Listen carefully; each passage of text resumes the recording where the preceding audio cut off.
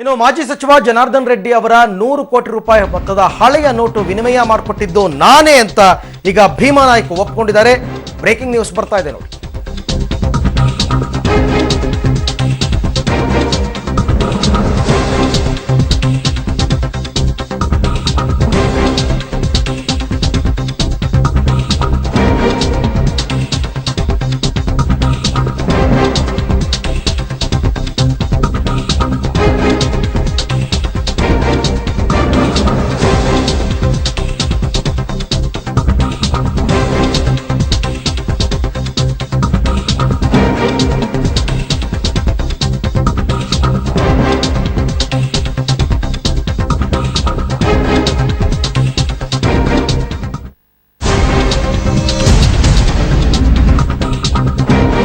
IAS ಅಧಿಕಾರಿ ಭೀಮಾ ನಾಯ್ಕ ಒಂದೊಂದೇ ಸತ್ಯವನ್ನ ಹೊರಬಿಡ್ತಾ ಇದ್ದಾರೆ. ಜನಾರ್ದನ ರೆಡ್ಡಿ ಅವರ 100 ಕೋಟಿ ರೂಪಾಯಿ ಮೊತ್ತದ ಹಳೆಯ ನೋಟನ್ನ ವಿನಿಮಯ ಮಾಡಿಕೊಟ್ಟಿದ್ದು ನಾನೇ. ರೆಡ್ಡಿ ಅವರ ಮದುವೆಗೆ, ಅವರ ಮಗಳ ಮದುವೆಗೆ ಸಹಾಯ ಆಗಲಿ ಅಂತ ನಾನೇ ಅದನ್ನ ವೈಟ್ ಮಾಡಿಕೊಟ್ಟಿದ್ದು ಅಂತ ಸಿಐಡಿ ಅಧಿಕಾರಿಗಳ ಮುಂದೆ ಕೆಎಎಸ್ ಅಧಿಕಾರಿ ಭೀಮಾ ನಾಯ್ಕ ತಪ್ಪೊಪ್ಕೊಂಡಿದ್ದಾರೆ. 20% 30% ಕಮಿಷನ್ಗೆ ದುಡ್ಡನ್ನ ಬ್ಲ್ಯಾಕ್ ಅಂಡ್ ವೈಟ್ ಅನ್ನ ಮಾಡ್ಕೊಂಡಿದ್ದೀನಿ. ಡೆತ್ ನೋಟ್ನಲ್ಲಿ ಬರೆದಿಟ್ಟಿರ್ತಕ್ಕಂಥ ಸ್ಥಳಗಳು, ಏರಿಯಾಗಳು ಮತ್ತು ವ್ಯಕ್ತಿಗಳು ಪಕ್ಕ. ಮದ್ದೂರು ಮೂಲದ ಡ್ರೈವರ್ ಕೆಸಿ ರಮೇಶ್ ಬರೆದಿಟ್ಟಿರ್ತಕ್ಕಂಥ ಡೆತ್ ನೋಟ್ನಲ್ಲಿರುವಂತಹ ಎಲ್ಲ ಅಂಶಗಳು ಕೂಡ ಪಕ್ಕ. ಅಂದರೆ ಆತ ಬರೆದಿಟ್ಟಿರೋದೆಲ್ಲ ಸತ್ಯ ಅಂತ ಸಿಐಡಿ ಅಧಿಕಾರಿಗಳ ಮುಂದೆ ಕೆಎಎಸ್ ಅಧಿಕಾರಿ ಭೀಮಾ ನಾಯ್ಕ ತಪ್ಪೊಪ್ಕೊಂಡಿದ್ದಾನೆ. ಹೀಗಾಗಿ ಇನ್ನು ಮುಂದೆ ಮೊದಲಿಗೆ ಆತ ಬರೆದಿರ್ತಕ್ಕಂಥ ಭೀಮಾ ನಾಯ್ಕ ಅವರ ಖಾಸಗಿ ಕಾರ್ ಡ್ರೈವರ್ ಆಗಿದ್ದಂತಹ ರಮೇಶ್ ಸಾಯೋದಕ್ಕೂ ಮುನ್ನ ಒಂದು ಸುದೀರ್ಘ ಪುಟಗಳ ಡೆತ್ ನೋಟನ್ನು ಏನಾತ ಬರೆದಿಟ್ಟಿದ್ದ, ಆ ಬರೆದಿಟ್ಟಿರ್ತಕ್ಕಂಥ ಅಂಕಿ ಅಂಶಗಳು, ಸ್ಥಳಗಳು, ಏರಿಯಾ, ವ್ಯಕ್ತಿಗಳು ಎಲ್ಲವೂ ಕೂಡ ಸತ್ಯವಾಗಿದೆ ಅಂತ ಈಗ ಭೀಮಾ ನಾಯ್ಕ ಸಿಐಡಿ ಅಧಿಕಾರಿಗಳ ಮುಂದೆ ತಪ್ಪೊಪ್ಕೊಂಡಿದ್ದಾರೆ. ಈ ಬಗ್ಗೆ ಮತ್ತಷ್ಟು ಮಾಹಿತಿಯನ್ನು ಪಡೆಯೋಣ ನಮ್ಮ ಪ್ರತಿನಿಧಿ ಮುರಳೀಧರ್ ಅವರಿಂದ. ಮುರಳೀಧರ್, ಕೇವಲ ಈ ಬ್ಲ್ಯಾಕ್ ಅಂಡ್ ವೈಟ್ ದಂಧೆ ಬಗ್ಗೆ ಮಾತ್ರ ಭೀಮಾ ನಾಯ್ಕ ಬಾಯ್ ಬಿಟ್ಟಿದಾರ, ಅಥವಾ ಈ ಹಿಂದೆ ಆತ ಮಾಡಿರ್ತಕ್ಕಂಥ ಕೆಲವು ಭ್ರಷ್ಟಾಚಾರ, ಲಂಚಾವತಾರ ಇದ್ರ ಬಗ್ಗೆನೂ ಏನಾದರೂ ಮಾಹಿತಿ ಕೊಟ್ಟಿದಾನ ಹೇಗೆ ಅಂತ?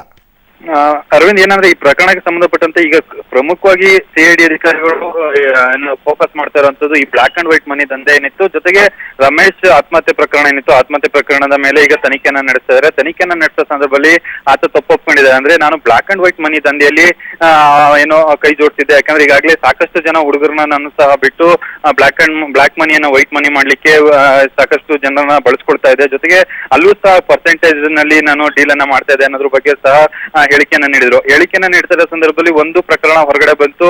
ಸುರೇಶ್ ಅನ್ನೋರ್ನ ಒಬ್ಬರನ್ನ, ಅಂದ್ರೆ ಇದೇ ಬ್ಲಾಕ್ ಅಂಡ್ ವೈಟ್ ಮನಿಯಲ್ಲಿ ದಂಧೆಯಲ್ಲಿ ತೊಡಗಿಸ್ಕೊಂಡಿದ್ದಂತ ಸುರೇಶ್ ಏನಿದ್ರು, ಸುರೇಶ್ ಅನ್ನೋರ್ನು ಸಹ ಕಿಡ್ನಾಪ್ ಮಾಡ್ತಿದ್ದ ಭೀಮಾ ನಾಯ್ಕ ಅನ್ನೋದ್ರ ಬಗ್ಗೆನೂ ಸಹ ಒಂದು ಮಾಹಿತಿ ಹೊರಗಡೆ ಬಂದಿತ್ತು. ಆ ಹಿನ್ನೆಲೆಯಲ್ಲಿ ನಿನ್ನೆ ರಾಮನಗರ ಪೊಲೀಸ್ ಠಾಣೆಯಲ್ಲೂ ಸಹ ಒಂದು ಪ್ರಕರಣ ದಾಖಲಾಗಿದೆ. ಪ್ರಕರಣ ದಾಖಲಾದ ಬಳಿಕ ಈಗ ತನಿಖೆಯನ್ನ ಸಿಐಡಿ ಅಧಿಕಾರಿಗಳು ಇನ್ನಷ್ಟು ಚುರುಕುಗೊಳಿಸಿದ ಸಂದರ್ಭದಲ್ಲಿ ಸಾಕಷ್ಟು ಮಾಹಿತಿ ಹೊರಗಡೆ ಬರ್ತಾ ಇದೆ. ಅಂದ್ರೆ ಬ್ಲಾಕ್ ಅಂಡ್ ವೈಟ್ ಮನಿ ಇರ್ಬೋದು, ಜೊತೆಗೆ ಪ್ರಮುಖವಾಗಿ ಇಲ್ಲಿ ಫೋಕಸ್ ಆಗಿದ್ದು ಅಂದ್ರೆ ರೆಡ್ಡಿ ಮಗಳ ಮದುವೆಗೆ 100 ಕೋಟಿ ಹಣವನ್ನೇನು ಬ್ಲಾಕ್ ಮನಿಯನ್ನ ವೈಟ್ ಮನಿಯನ್ನಾಗಿ ಮಾಡಿಕೊಟ್ಟಿದ್ರು ಅನ್ನೋದ್ರ ಬಗ್ಗೆ ಏನು ಅನುಮಾನಗಳಿತ್ತು. ಆ ಅನುಮಾನಗಳಿಗೆ ಪುಷ್ಟಿ ಕೊಡುವಂತೆ ಭೀಮಾ ನಾಯ್ಕ ಎಲ್ಲಾ ಹೇಳಿಕೆಗಳನ್ನ ನೀಡ್ತಾ ಇರುವಂತದ್ದು. ಅಂದ್ರೆ ಮುಂದಿನ ಹಂತಗಳಲ್ಲಿ ಯಾವ್ಯಾವ ರೀತಿ ಪ್ರಕರಣದ ತಿರುವು ಪಡ್ಕೊಳ್ಳುತ್ತೆ, ಯಾಕಂದ್ರೆ ಕೇವಲ ರೆಡ್ಡಿ ಅವರು ಒಬ್ಬರನ್ನ ಈ ಪ್ರಕರಣದಲ್ಲಿ ಇನ್ವಾಲ್ವ್ಮೆಂಟ್ ಇತ್ತಾ, ಇಲ್ಲ ಭೀಮಾ ನಾಯ್ಕ ಬೇರೆ ಇದೇ ರೀತಿ ರಾಜಕಾರಣಿಗಳಿಗೆ, ಅಧಿಕಾರಿಗಳಿಗೆ ಏನಾದ್ರು ಹಣವನ್ನ ಕನ್ವರ್ಟ್ ಮಾಡ್ಕೊಟ್ಟಿದಾರ ಅನ್ನೋದ್ರ ಬಗ್ಗೆನೂ ಸಹ ಸ್ಪಷ್ಟವಾಗಿ ಮಾಹಿತಿ ಹೊರಬರ್ಬೇಕಾಗತ್ತೆ. ಈಗ ರಮೇಶ್ ಬರೆದಿಟ್ಟಿರೋ ಡೆತ್ ನೋಟ್ನಲ್ಲಿ ಮುರಳಿ, ಭೀಮಾ ನಾಯ್ಕ್ಗೆ ರಾಜಕೀಯಕ್ಕೆ ಬರಬೇಕು ಅಂತ ಆಸೆ ಇತ್ತು, ಹಗರಿಬೊಮ್ಮನಹಳ್ಳಿಯಿಂದ ಟಿಕೆಟ್ ಕನ್ಫರ್ಮ್ ಆಗಿತ್ತು, 25 ಕೋಟಿಗೆ ಡೀಲ್ ಆಗಿತ್ತು, ಶ್ರೀರಾಮುಲು ಮತ್ತು ಜನಾರ್ದನ್ ರೆಡ್ಡಿ ಅವರ ಜೊತೆನಲ್ಲೂ ಕೂಡ ಈ ಬಗ್ಗೆ ಮಾತುಕತೆ ಆಗಿತ್ತು ಅಂತ ಬರೆದಿಟ್ಟಿದ್ದ. ಈ ಅಂಶಗಳ ಬಗ್ಗೆನೂ ಕೂಡ ಏನಾದರೂ ಆತ ಮಾಹಿತಿ ಕೊಟ್ಟಿದ್ದಾನ ಈಗ ಭೀಮಾ ನಾಯ್ಕ ಅಂತ?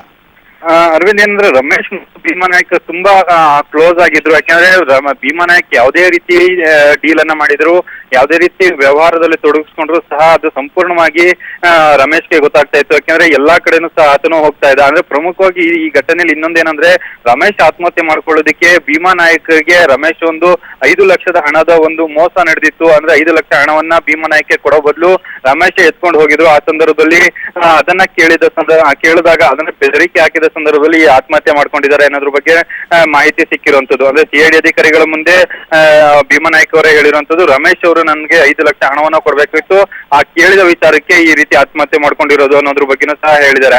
ಅಂದ್ರೆ ಅಗ್ರಿ ಬೊಮ್ಮನಹಳ್ಳಿಯಿಂದನೂ ಸಹ ಎಲೆಕ್ಷನ್ ನಿಲ್ಲೋ ಆಸೆಯನ್ನ ಹೊಂದಿದ್ರು. ಈಗಾಗಲೇ ಶ್ರೀರಾಮುಲು ಮತ್ತು ರೆಡ್ಡಿ ಅವರ ಜೊತೆ ಸಾಕಷ್ಟು ಬಾರಿ ಗುರುತಿಸ್ಕೊಂಡಿದ್ದಂತವ್ರು, ಅವ್ರ ಜೊತೆ ಸಾಕಷ್ಟು ಕ್ಲೋಸ್ ಆಗಿ ಮೂವ್ ಮಾಡ್ತಿದ್ದವರು, ಎಲ್ಲಾ ಸಹಾಯವನ್ನು ಸಹ ಮಾಡ್ತಿದ್ರು ಅನ್ನೋದ್ರ ಬಗ್ಗೆನೂ ಸಹ ಮಾಹಿತಿ ಇತ್ತು. ಇದೆಲ್ಲ ಮಜಲುಗಳೇನಿತ್ತು ಇದೆಲ್ಲಾ ಮಾಹಿತಿಗಳನ್ನ ಆಧರಿಸಿ ಈಗ ತನಿಖೆ ಮುಂದುವರಿತಾ ಇದೆ. 5 ದಿನಗಳ ಕಾಲ ಸಿಐಡಿ ಕಸ್ಟಡಿಯಲ್ಲಿ ಭೀಮಾ ನಾಯಕ್ ಮತ್ತು ಮೊಹಮ್ಮದ್ ಇರ್ತಾರೆ. ಮೊಹಮ್ಮದ್ ಅವ್ರು ಇವರೆಲ್ಲ ಇನ್ನೆಷ್ಟು ರೀತಿಯ ಮಾಹಿತಿಗಳನ್ನ ಹೊರ ಹಾಕ್ತಾರೆ, ಜೊತೆಗೆ ರೆಡ್ಡಿ ಅವ್ರನ್ನ ಏನಾದ್ರು ಈ ಪ್ರಕರಣಕ್ಕೆ ಸಂಬಂಧಪಟ್ಟಂತೆ ವಿಚಾರಣೆ ಒಳಪಡಿಸೋ ಸಾಧ್ಯತೆಗಳಿದಾವ ಅನ್ನೋದ್ರ ಬಗ್ಗೆನೂ ಸಹ ಕಾದ್ ನೋಡ್ಬೇಕಾಗತ್ತೆ ಅರವಿಂದ್. ಇವಾಗ ಬ್ಲಾಕ್ ಅಂಡ್ ವೈಟ್ ಮಾಡಿದ್ದು ಒಂದು ಆರೋಪ, ಅದನ್ನ ಒಂದು ಪಕ್ಕಕ್ಕಿಟ್ರೆ ರಮೇಶ್ ಬರೆದಿರೋದು ಕೊನೆಯಲ್ಲಿ ನನ್ನ ಸಾವಿಗೆ ಕಾರಣ ಭೀಮಾ ನಾಯ್ಕ್ ಮತ್ತು ಅವರ ಕಾರು ಚಾಲಕ ಮಹಮ್ಮದ್ ಅಂತ ಬರೆದಿದ್ದಾರೆ. ಈಗ ಅದು ಕೂಡ ಅಂದ್ರೆ ಕೊಲೆ ಆರೋಪನೂ ಈತನಿಗೆ ಸುತ್ತಕೊಳ್ತಾ ಇದೆಯಾ ಅಂತ ಮುರಳಿ? ಖಂಡಿತವಾಗಿ ಅರವಿಂದ್, ಅಂದ್ರೆ ಆತ್ಮಹತ್ಯೆಗೆ ಪ್ರಚೋದನೆ ಮಾಡಿರುವಂತದ್ದು, ಆತ್ಮಹತ್ಯೆಗೆ ಪ್ರಚೋದನೆ ಮಾಡಿರೋದಕ್ಕೆ ಪ್ರಮುಖ ಕಾರಣ ಭೀಮಾ ನಾಯ್ಕ್ ಅವ್ರು ಅಂತ ಹೇಳಿ ಅವರ ಡೆತ್ ನೋಟ್ ಅಲ್ಲಿ ಬರ್ದಿರೋದು. ಡೆತ್ ನೋಟ್ ಅಲ್ಲಿ ಬರ್ದಿರೋ ಸಂದರ್ಭದಲ್ಲಿ ಆತ್ಮಹತ್ಯೆ ಮಾಡ್ಕೊಳ್ಳೋದಕ್ಕೆ ಪ್ರಮುಖವಾದ ನಿಖರವಾದ ಕಾರಣ ಏನು, ಇವರಿಬ್ಬರ ನಡುವೆ ಏನಾದ್ರು ದೊಡ್ಡ ಗಲಾಟೆ ನಡೆದಿತ್ತ ಅನ್ನೋದ್ರ ಬಗ್ಗೆ ತನಿಖೆ ಮಾಡಿದ ಸಂದರ್ಭದಲ್ಲಿ 5 ಲಕ್ಷದ ಹಣ ಒಂದು ತಳುಕಾಗ್ತಾ ಇದೆ. ಆ 5 ಲಕ್ಷ ಹಣದ ಸಂಬಂಧ ಭೀಮಾ ನಾಯ್ಕ್ ಮತ್ತು ರಮೇಶ್ ಅವರಿಗೆ ಗಲಾಟೆ ನಡೆದಿತ್ತು ಅನ್ನೋದ್ರ ಬಗ್ಗೆನೂ ಸಹ ಒಂದು ಮಾಹಿತಿ ಹೊರಗಡೆ ಬರ್ತಾ ಇರೋಂಥದ್ದು. ಅದೆಷ್ಟು ಸ್ಪಷ್ಟವಾಗಿದೆ ಮತ್ತು ಅದೆಷ್ಟು ನಿಜ ಅನ್ನೋದ್ರ ಬಗ್ಗೆ ಮುಂದಿನ ತನಿಖಾ ಹಂತದಲ್ಲಿ ಸಾಗಬೇಕಾಗುತ್ತೆ Arvind. Yes, thank you Murali, ತಮ್ಮೆಲ್ಲ ಮಾಹಿತಿಗಾಗಿ ಧನ್ಯವಾದ.